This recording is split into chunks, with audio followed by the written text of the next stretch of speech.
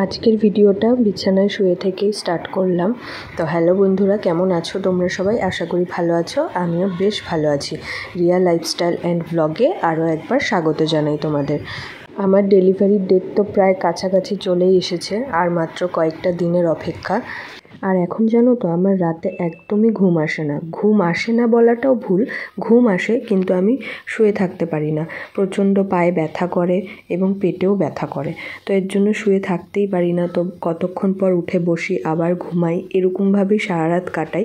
তো ভোরবেলার দিক থেকে একটুখানি ভালো লাগে, তো তখন থেকে একটু ঘুমাই। তার জন্যই আমার একটু লেট করে ওঠা। এখন মোটামুটি 8:30টার মতো বাজে। তো চলো, উঠে তো পড়লাম ঘুম থেকে, এবার যাই বাইরে গিয়ে আস্তে ধীরে ফ্রেশ হয়ে নিই। আর আগে যেরকম হাঁটাচলা করতাম বিকেলবেলা আধ ঘন্টা, সকালবেলা আধ ঘন্টা, কিন্তু এখন একটুও হাঁটতে পারি না। হাঁটলেই মনে হচ্ছে যেন শরীরটা হাঁপিয়ে যাচ্ছি প্রচণ্ড। তো এর জন্য এখন হাঁটাচলাও প্রায় ধরতে গেলে বন্ধ, ওই কন্টিনিউ হাঁটাটা। এমনি ঘরে হাঁটাচলা তো আছেই, আর বসেও থাকতে পারি না বেশিক্ষণ, পা ব্যথা হয়ে যায়, পাও প্রচণ্ড পরিমাণে ফুলে যায়। প্রথম মাস থেকে 7 মাস পর্যন্ত বেশ ভালোই এনজয় করেছি, কিন্তু এখন এই 8-9 মাস চলছে, 9 মাস চলছে এখন। তো এই 2 মাসে আমার একদমই ভালো লাগছে না। আমার মনে হচ্ছে কবে ডেলিভারির দিনটা আসবে। তো শরীর একদমই দিচ্ছে না, গা হাত পা ব্যথা, নড়াচড়া করতেও অসুবিধা হচ্ছে। তবে হ্যাঁ, খাওয়া দাওয়া ঠিকমতো করতে পারছি এখনও, কিন্তু ওই নড়াচড়া, ঘুমাতে বেশি কষ্ট হচ্ছে। ঘুমাতে গেলেই আমার প্রচণ্ড ব্যথা করছে পেটে, আর পা তো ফুলেই যাচ্ছে। এই যে আমার ভালোবাসার আরেকটা জিনিস, তো এখন আস্তে আস্তে ফুল ফোটা শুরু হচ্ছে, বেশ ভালো লাগে ফুলগুলো। তো ব্রাশ করে মুখ টুক ধুয়ে ঘরে চলে আসলাম। আর এখন না কি হচ্ছে কি জানি, এতটা গরম পড়ে গেছে, তারপরেও যখন মুখটা ধুয়ে আসি না, প্রচণ্ড মুখ টানে। কিন্তু কিছুক্ষণ পর আবার ঠিক হয়ে যায়, কিন্তু ওই ফেস ওয়াশ করে আসার পর প্রচণ্ড মুখ টানে। আর যদি ক্রিম দিই, ময়েশ্চারাইজার কিছু দিই, যেমন আমি নিভিয়াটা ইউজ করতাম, তো সেটা যদি দিই, প্রচণ্ড মুখ অয়েলি হয়ে যাচ্ছে, চ্যাটচ্যাটে ভাব আসছে। কিন্তু আবার না দিয়েও পারছি না। তো এর জন্য এখানে একটা অ্যালোভেরা জেল ইউজ করি আমি, পতঞ্জলির, তো সেটাই মেখে নিলাম। তো এবার চলো কিছু ড্রাই ফ্রুটস খাওয়া যাক। তো ঘুম থেকে উঠে আমি ব্রাশ টাশ করে এসে কিছু আগে প্রথমে ড্রাই ফ্রুটস খেয়ে নিই। যেমন এখানটায় আছে খেজুর আছে, আর এই যে 4টে আমন্ড বাদাম, যেটা আমি আগের দিন রাতে ভিজিয়ে রেখেছি। আর এখানে আছে কিছু কিশমিশ এতগুলো আমি খাবো না, তো এখান থেকে জাস্ট ওই 7-8টার মতো খাবো। আর এখানে বাদামগুলো তো আছেই, আর এই খেজুরটা আমি খাই, যেটা আমার বেশ ভালো লাগে খেতে। এর আগে অন্য একটা খেজুর আনতাম, তো সেটা একদমই পছন্দ হতো না, ভালো লাগতো না খেতে, প্রচণ্ড মিষ্টি। তো এটা মিষ্টিটা কম আছে।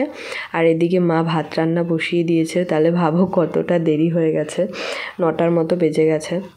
আর কি বলো তো, আমি যেহেতু এতটা লেট করে ঘুম থেকে উঠি না, তো এই ড্রাই ফ্রুটসগুলো খাওয়ার পর না আর কিছু টিফিন করার চান্সই পাই না, কেননা তখন তারপর ভাত খাওয়ার টাইম হয়ে যায়। তো এগুলো খাওয়ার পর সাথে সাথে তো আর কিছু খেতে পারি না।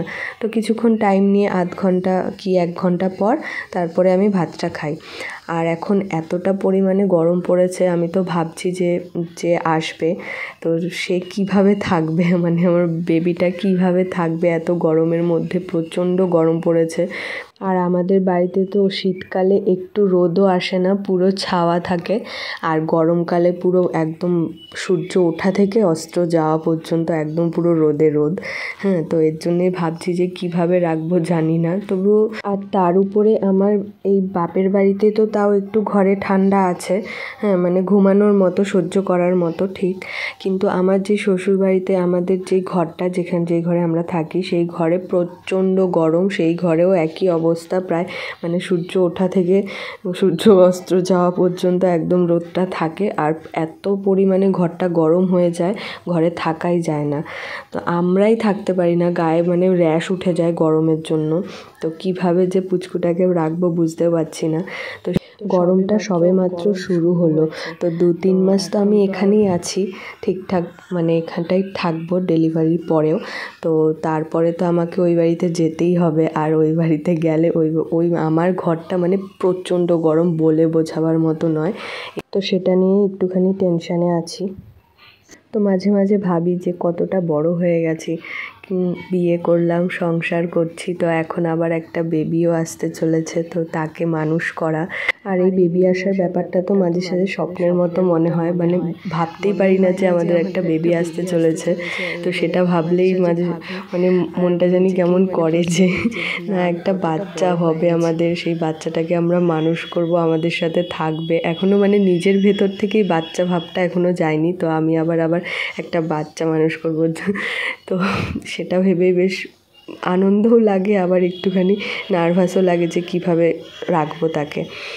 আর এদিকে মোটামুটি সকালের খাবার রেডি হয়ে গেছে, পটল ভাজা আর আলু সিদ্ধ মাখা। তো আলু সিদ্ধটা দেখো হলুদ হলুদ আলু সিদ্ধ, আমি যেটা খেতে খুব ভালোবাসি, পেঁয়াজকে নুন হলুদ দিয়ে ভেজে তারপরে মাখা করা হয়েছে। তো এই আলু সিদ্ধটা গরম ভাতের সাথে খেতে বেশ ভালো লাগে আমার। তো এটাই আজকে যেহেতু বোনের বাড়িতে নিমন্ত্রণ আছে, তো এর জন্য মাকে বললাম সকালে বেশি কিছু করতে হবে না, এটাই করে নিও। আর এইদিকে দুপুর 12টার মতো বাজে, মা আর আমি স্নান দান সেরে রেডি হয়ে বেরিয়ে পড়লাম বোনের শ্বশুর বাড়িতে যাব। তো এতটা রোদ পড়েছে বাইরে যে মাথায় ওড়না দিয়েছি, ছাতা নিয়েছি, তারপরেও রোদের তাপ লাগছে। তো আর ওদের বাড়ি যেহেতু খুব একটা দূরেও না, তার জন্য হেঁটে হেঁটেই যাব, আমাদের বাড়ির পাশেই ধরতে গেলে। আর নিমন্ত্রণের কারণটা হলো, দুদিন আগেই আমার বোনের শাশুড়ি আমাদের বাড়িতে এসেছিল। তো মায়ের মুখে শুনেছে যে আমি একটু ইঁচড়ের তরকারি খেতে চেয়েছি। তো তার দুদিন পর ওদের বাড়িতে নাকি ইঁচড় এনেছে, তো এর জন্যই আমাদের নিমন্ত্রণ করলো যে ও যেহেতু ইঁচড়ের তরকারিটা খেতে চেয়েছে, তাহলে আমাদের বাড়িতেই এসো, আমাদের বাড়ি রান্না হবে, খাওয়া দাওয়া করো। তো সেটাই। আর এই দেখো চলেও এসেছি হাঁটতে হাঁটতে, আর বোন এদিকে জল ভরছে। তো সেটাই বলছি যে ওদের বাড়ির কলটা দেখো রাস্তার পাশে, আর রাস্তায় যে সরকারি কলগুলো সেটা বাড়ির দিকে।